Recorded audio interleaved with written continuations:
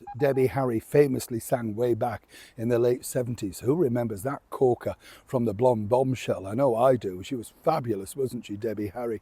And I wanted to share this particular story with you today because it's really all about how a picture can take you right back, good or bad memories. And it was something that, it's, well, how can I put this? It's sort of like you see something and very quickly you're transported maybe back to your first job, your first meeting, whatever.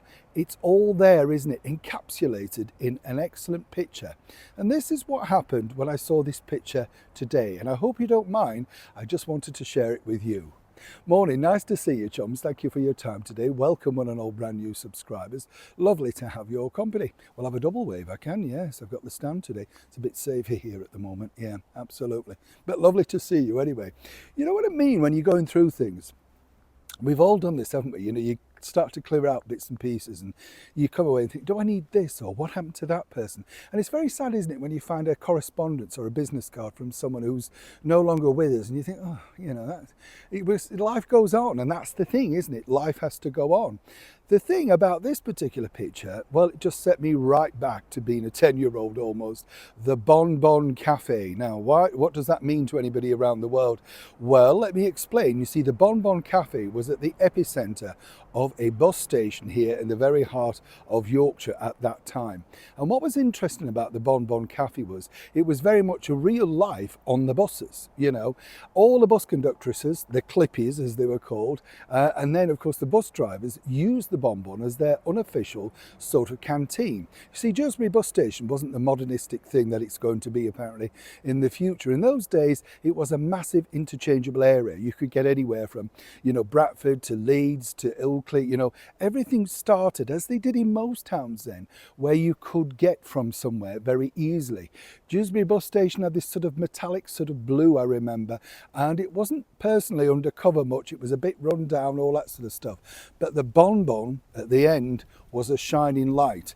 A cafe run by very warm, friendly people, very accessible price-wise, and it's the things that the picture sets off in your mind, you know what I mean? Like, I remember going in there with my mum, and she was a very glamorous lady, and the thing is, they had a machine that made frothy coffee, and when you're a kid, you're fascinated by stuff like that, aren't you? Like, what does that do? Why does it make that gurgling noise? And everybody was drinking coffees in see-through cups, which was very much the trend, and there was all of that sort of stuff. And as I say, the normal people, you and I, the passengers, were intermingling with all of the staff, and it was friendly.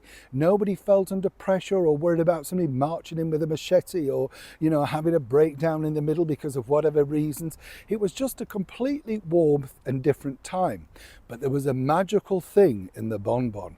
Oh yes, and one that really started, I believe, my love of music. I came, and come from a musical family, as many know, but what was interesting, I found, was they had this marvellous thing in the corner called a jukebox. And the jukebox fascinated me for two reasons, really, because, as I'm sure many of you know who are of a certain vintage, were we not fascinated by the fact that the arm knew where to pick the record from and drop it down? I could just watch that all day.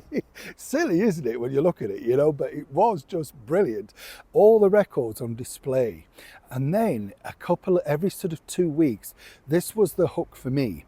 On the counter by the cakes and the biscuits and all that sort of stuff, which were all homemade and beautiful and everything like that, there was this record rack, right?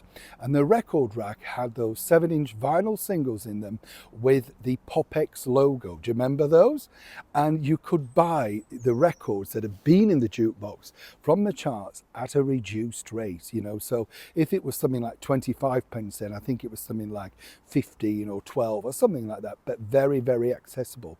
And they all had the plastic medals. Now that was all right, of course, if you didn't have one of those very fancy record decks where they dropped down, do you remember?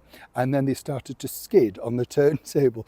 Nothing was simple back in the day, was it? When you think about downloading now, what? This was downloading in its infancy, right?